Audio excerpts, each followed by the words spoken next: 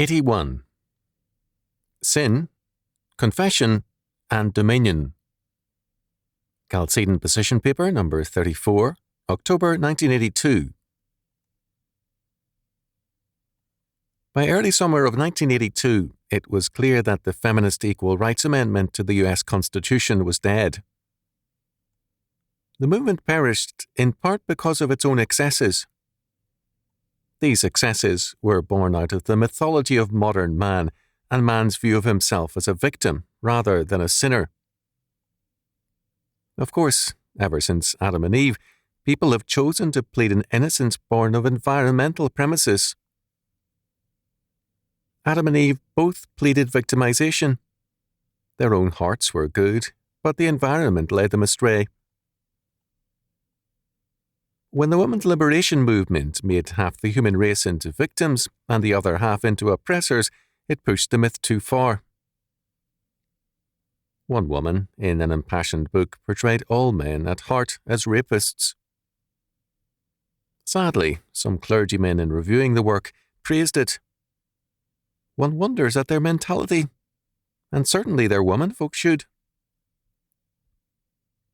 In another highly praised book, another feminist wrote, "When a female child is passed from lap to lap so that all the males in the room, father, brother, acquaintance, can get a hard-on, it is a helpless mother standing there and looking on that creates the sense of shame and guilt in the child."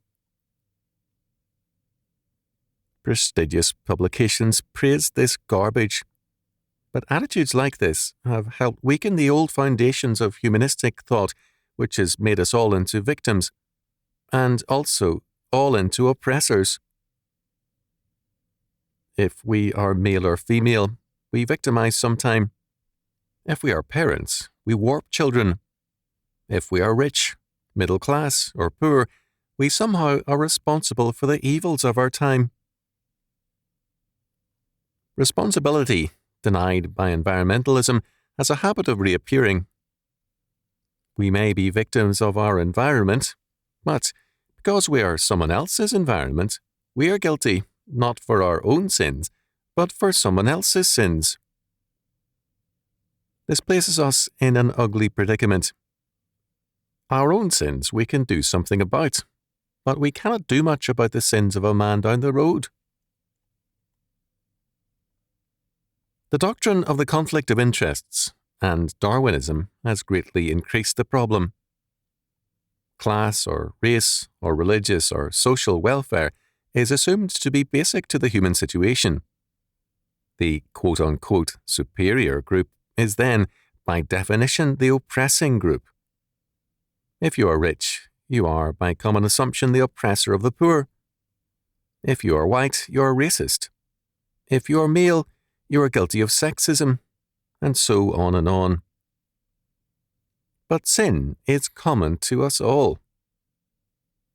Marx portrayed the capitalist as the oppressor of the working man and the debaucher of the working girl. Of course, this did not keep Marx the socialist from debauching his wife's maid, nor modern socialists from doing the same.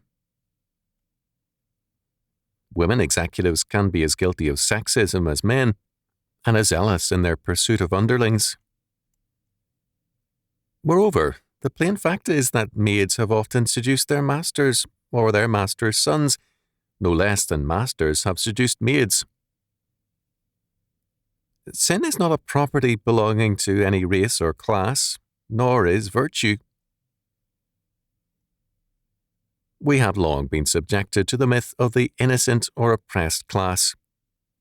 Films and television have treated us ad nauseum with tales of whores with hearts of gold. For film writers, it would seem that the one qualification for virtue is to have no virtue. We are shown a world of sorry victims who are the casualties of life, having been exploited by someone. It is at this point that modern thought is meeting with disaster.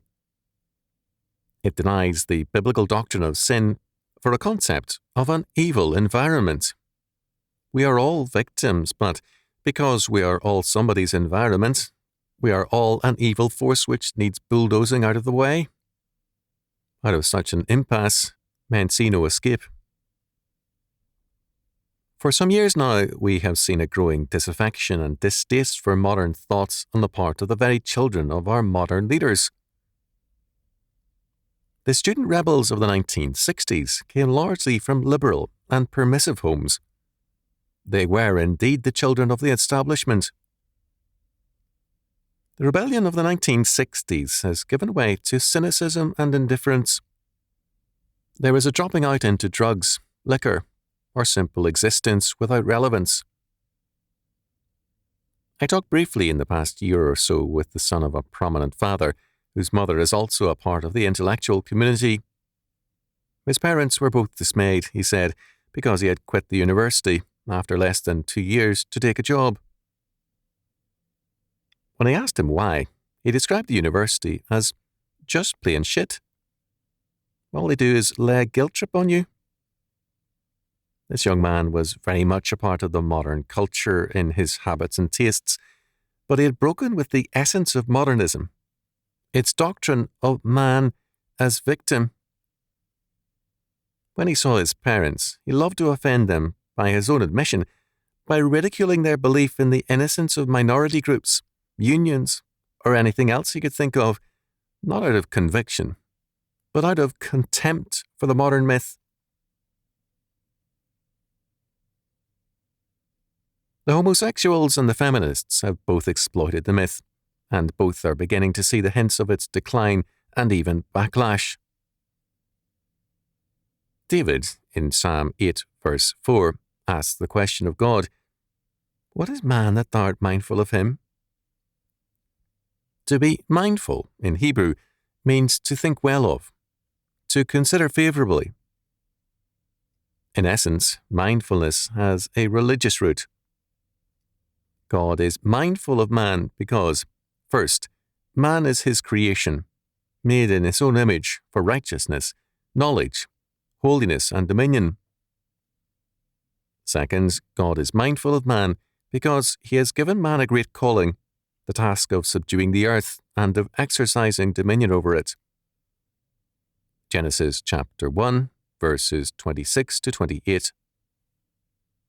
For the performance of this task, God has crowned man with glory and honour, Psalm 8, verse 5, and has placed all things implicitly under man.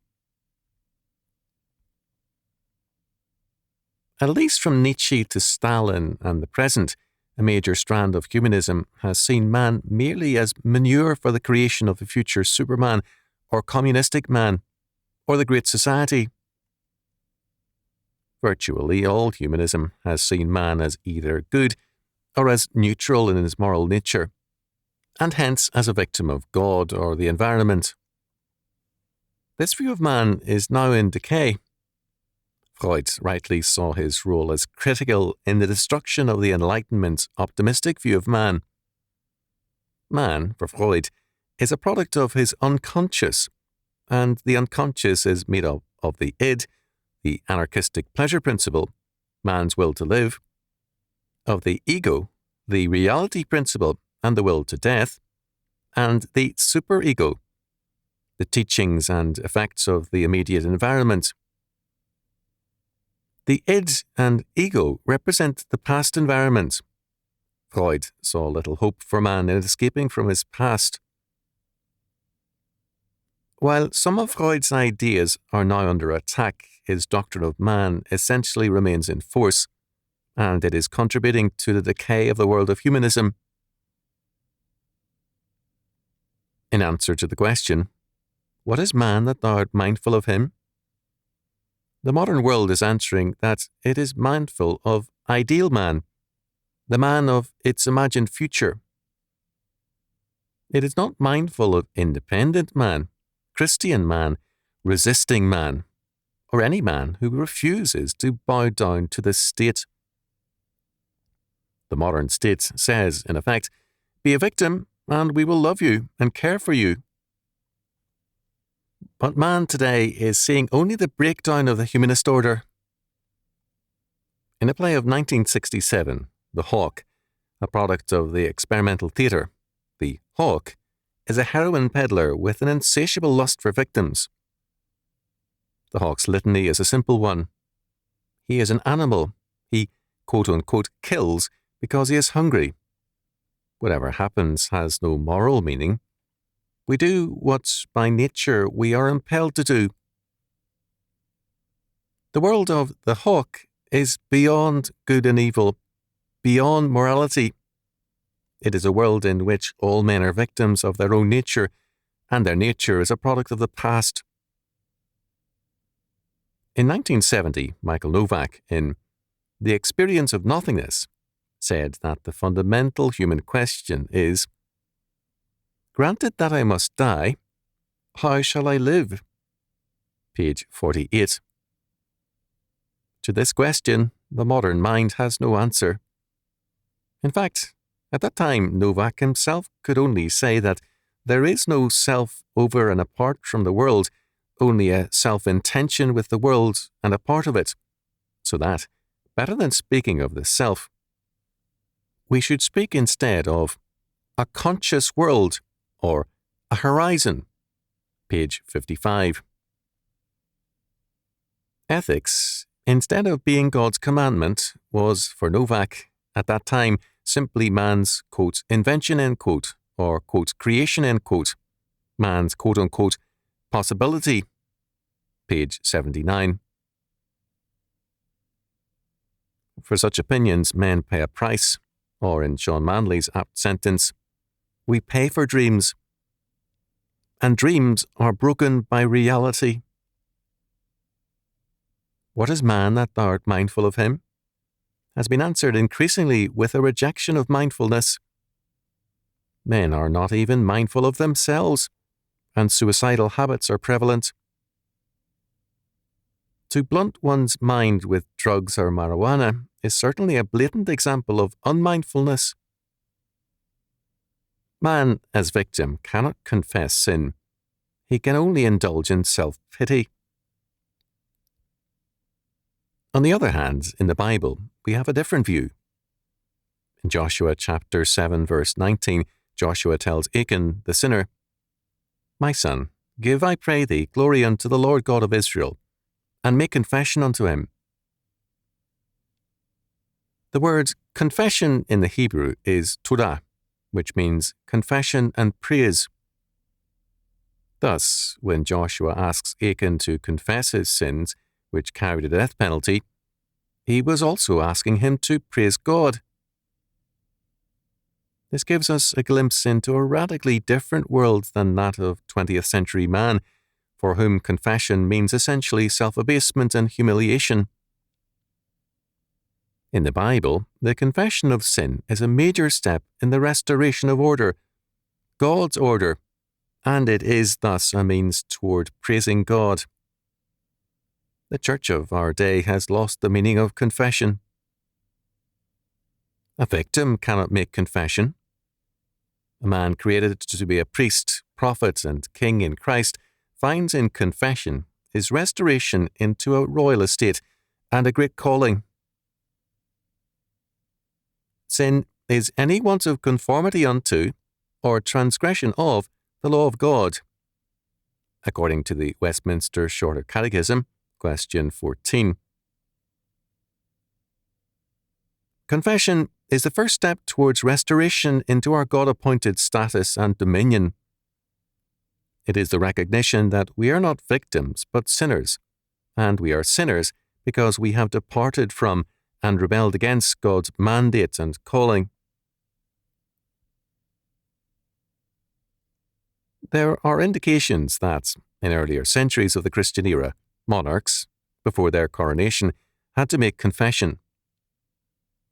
However falsely done by many kings, its purpose was to remind them that all men are judged by God's law, and the praise of God begins with our confession of sins and our submission to God's law order. It is God's law order which alone can exalt human society and make it joyful and triumphant. David, after asking, What is man that thou art mindful of him? Goes on to say, Thou madest him to have dominion over the works of thy hands. Thou hast put all things under his feet. Psalm 8, verse 6. The conclusion of true confession is dominion. The restored man as king exercises dominion over every area of life and thought and brings all things into captivity to the obedience of Christ. 2 Corinthians chapter 10, verse 5. The myth of victimization is being shattered. Its own advocates, by pushing it to its logical limits, have exposed its absurdities. It is a myth that has failed and is now dying. This, however, is not enough. Clearing the ground of a tottering structure is a need, but it does not erect a new building.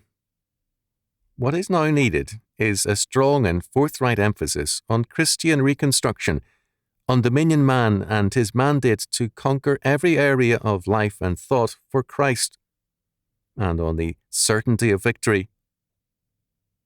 For victims, there is no victory. For confessors of the name, victory is inescapable, because God the Lord remains forever King over all creation. Then let us be joyful, let the earth be glad before the Lord. He cometh, for he cometh to judge the earth. He shall judge the world with righteousness, and the people with his truth. Psalm 96, verse 13.